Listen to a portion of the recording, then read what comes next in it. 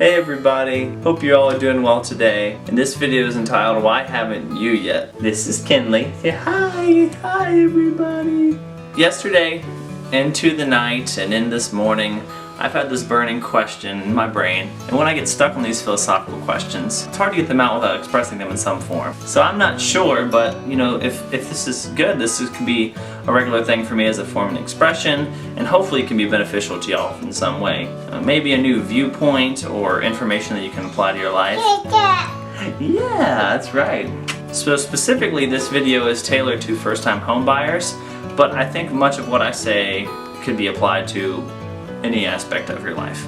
So I keep asking myself this question: why do so many people from my generation and older not buy houses until later in life, if they even buy them at all? The market data shows that it's trending down on the home ownership, that there's just not as many people buying houses. My question is why? What are the driving forces behind this? My first and probably most prioritized thought goes to finances. People believe that it's simply too expensive to buy a house, or that they can't afford, to either save enough or just have enough for a down payment. From my experiences, this notion that homeownership is just that expensive is just not true.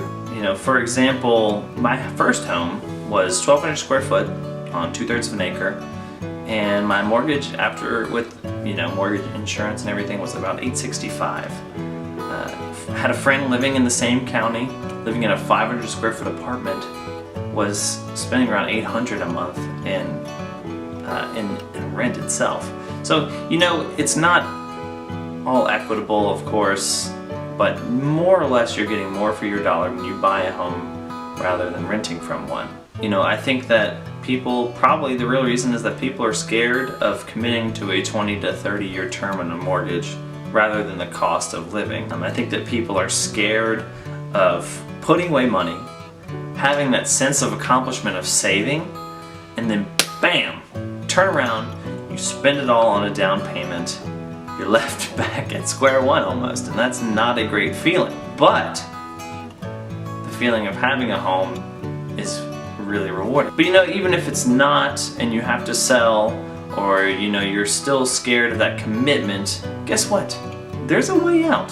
Houses sell all the time. There's always people moving around. They've got to. So there's always a way for you to get out. In fact, in the surrounding counties and in Richmond and Williamsburg and New Kent, there's really actually a shortage of homes available, and there's really a lot of people looking to buy.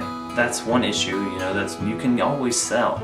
The other thing is about down payments. There are people that provide grants. There are assistances for down payments every year. And for first-time home buyers, I think there's even more available. So, simply saying that you can't afford the down payment is not necessarily the case. There's ways for you to get into your home. So next in my mind is an idea of why people don't buy houses is the ever-lingering concept of uncertainty. This is very real. Uncertainty can dominate your life. People move, people change jobs, they change partners, diets, religions, and even box store club memberships. I moved, I went from Costco to Sam's Club. In fact, I have been through 3 different job changes in less than 3 years, and not all of them were by my own free will. But here is a truth that I've found. If you're afraid to committing to buying a house because of this lingering concept of uncertainty, then that issue is susceptible to arise in every aspect of your life. Commitment is fundamental to not only our personal lives, but also our professional lives. Commitment is one of the driving forces behind who we are. What are we committed to? And if you let uncertainty become pervasive in your life, then you start to lose who you are and your direction, your goals. What are you after in your life? You get to lose that because you're not committed to certain things. But let me tell you something. Buying a house, living the experience of doing the home projects and investing in your house is also investing in who you are and your growth process. It's mutually beneficial. I was watching Up yesterday, the movie, when this final concept arose. I think that many people think buying a house, especially from my age point, buying a house is simply a settling down thing that happens and you lose all sense of adventure. Ironically, from the movie, the main character, Mr. Fredrickson's sense of adventure was tied into his home, but maybe that's the point. In my opinion, losing your sense of adventure couldn't be farther from the truth. This is where social media fails to capture our life in all its facets. Social media captures that perfect life we all live, where we're all going on these extravagant trips, and we're rock climbing, and we're skydiving, and we're going to the beach every day. But how many people are actually doing that? Very few, I would say. There are people that travel every day, most of them probably for business. There are people that can afford to do these personal excursions all the time, that don't have families, that don't have X, Y, and Z to keep them somewhere. But how many of those people then turn around and say, I wish I had that to come home to. I wish I had a family, a place to call my own. Owning a home and having something to create memories in is an adventure. At least it has been in my life. I get to do something great and I get to show people houses. And each day when I leave and then I return, I capture tiny fragments of moments like this.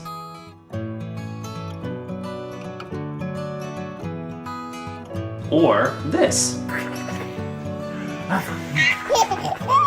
And when I see that, I can't help but smile. Every room holds a memory. Every step, a creak that resonates your sense of belonging, your sense of home. And I believe that adventure is unique to the individual and should be defined by that individual. So if you're feeling like your life isn't the adventure you want it to be, you have the tools to make it happen. It's your decision to make that in your adventure. My decision was to buy a house, start a family. I'm living my adventure every day, and it's not always the easiest thing to do, but I love every second of it. So what I'm getting to with this today is that no one has the same experiences, the same adventures, the same outcomes in life. We are the sole captain of our ship. It is ultimately our life, and we have the tools to make it happen.